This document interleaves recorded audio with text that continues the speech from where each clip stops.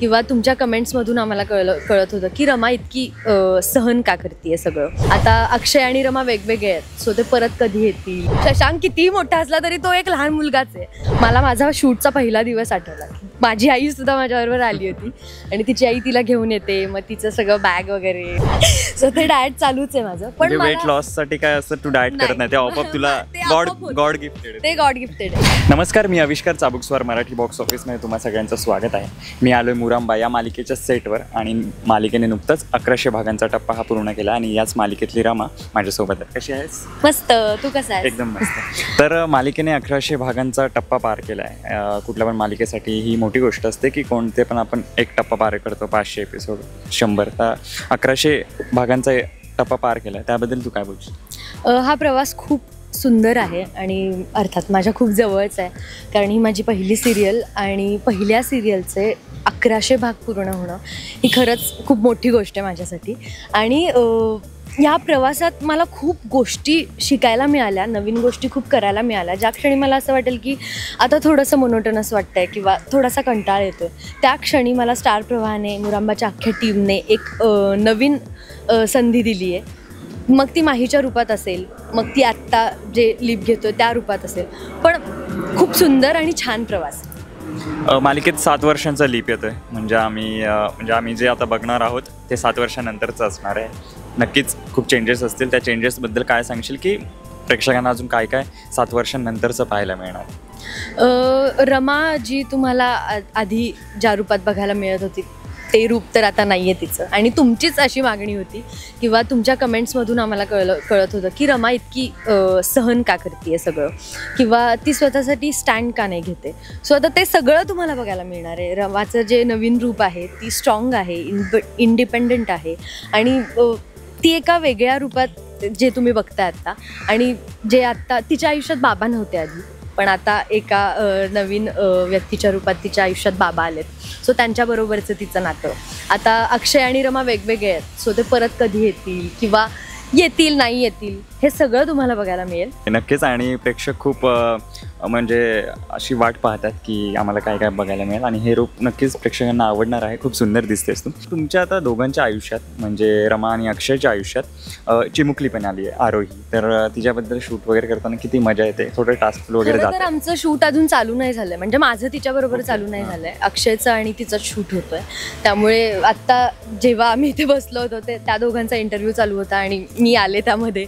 So आत्ता मला त्यांचं बॉन्डिंग कळतंय जरा जरा, की आधी शशांक प्रँक करायचा, सो ते आता आरोहीने घेतलंय. तिने प्रँक करायला चालू केलेत ऑलरेडी. सो ती एक मजा मस्ती वेगळी असणार आहे. जेव्हा आमच्या तिघांचं एक वेगळं लागेल तेव्हा 3 लहान मुलं, शशांक कितीही मोठा असला तरी तो एक लहान मुलगाच आहे. सो आणि त्याला एक आमच्या दोघींना सांभाळताना त्याची एक नाकीनऊ येणार आहे, ते वेगळंच आहे. पण माझे अजून सीन्स नाहीच झाले तिच्याबरोबर, पण आत्ता जे ऑफस्क्रीन बॉन्डिंग आहे ते खूपच छान आहे आमचं.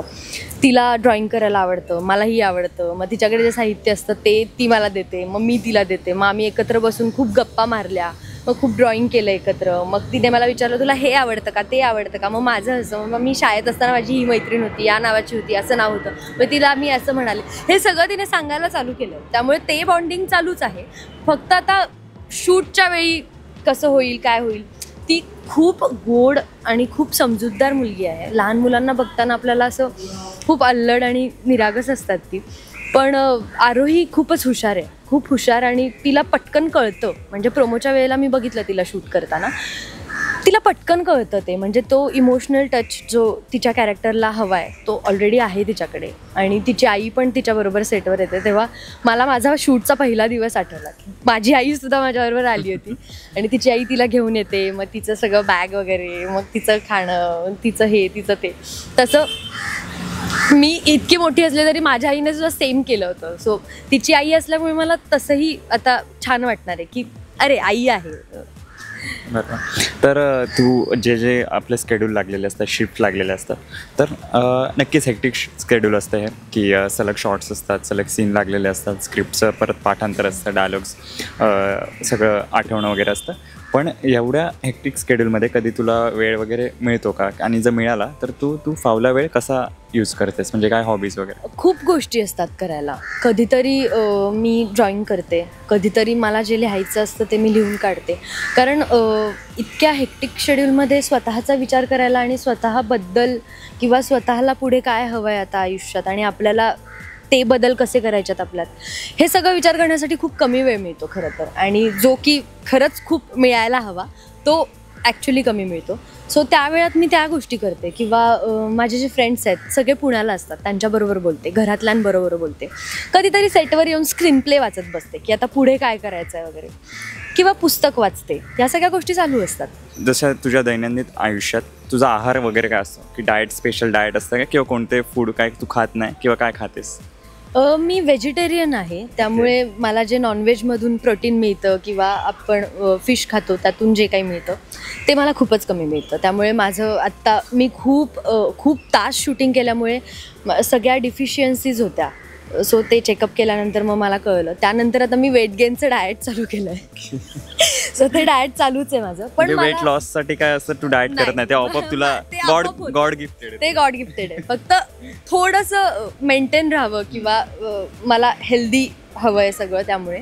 पण त्यासाठी आपण जो नॉर्मल आपलं जेवण असतं किंवा सकाळी तेच ठेवलं आहे माझ्या डायटिशियनने त्यात सगळ्यात, की सकाळी उपमा, पोहे किंवा इडली, डोसा असं सगळं दिलं आहे. दुपारी आपण जे जेवतो ते फक्त त्याच्याबरोबर दही, वेगवेगळ्या सीड्स, सगळ्या प्रकारच्या सीड्स वगैरे हे सगळं ॲड केलं आहे थोडंसं. आणि स्मूदी वगैरे, प्रोटीन शेक वगैरे हे सगळं पण नॉर्मल आहे. असं काही वेगळं फार खात नाही. पण मला वेगळं खायची इच्छा असते. पॅनकेक्स वगैरे मला आवडतात. मला अशा डिशेस करून खायला, अवोकाडो टोस्ट असेल त्या सगळ्या मी घरी करते. मला आवड आहे हे सगळं करायचं, कुकिंग आवडतं. त्यामुळे कधी सेटवर जरी वेळ मिळाला तरी आम्ही, शशांक आणि मी करतच असतो. काही ना काहीतरी चालूच असतात उपद्व्याप. किंवा सीनची रिक्वायरमेंट असेल की आम्ही कुकिंग करतोय किंवा काहीतरी, तर आम्ही ते खरंच करतो आणि ते खातो. सगळी टीम बसून, युनिट बसून खातं. वा, मस्त. जसं तू मागाशी बोलली तुझे फ्रेंड्स वगैरे पुण्यालाच असतात मोस्टली आणि तू त्यांच्यासोबत वेळ घालवते, तर कसं पुण्याचा वगैरे विषय निघाला की माझा हा प्रश्न असतो की मुंबई की पुणे? मुंबई. मुंबई. कारण मी पुण्यात फार राहिली नाही आहे, पण जेवढ्या वेळेला गेली आहे तेवढी खूप शांत आहे पुणे. जेव्हा शांतता हवी असेल तेव्हा मी खरंच पुण्याला जाते, 2 दिवस राहून येते माझ्या मैत्रिणींकडे. पण मुंबई, कारण इतकी सवय झाली आहे. मी कराडमधून डायरेक्ट इंजिनिअरिंग झाल्यानंतर 2 वर्षांनी इकडे आले आणि त्यामुळे ह्या शहराची, ह्या धावपळीची इतकी सवय झाली आहे की मला घरी जरी गेले तरी आणि मी निवांत उठते आहे सगळं, आणि मला वेळच नाही मिळत. मी सतत शूट करत असते. त्यामुळे मला त्या निवांतपणाचं किंवा शांततेचा थोडासा त्रास होतो.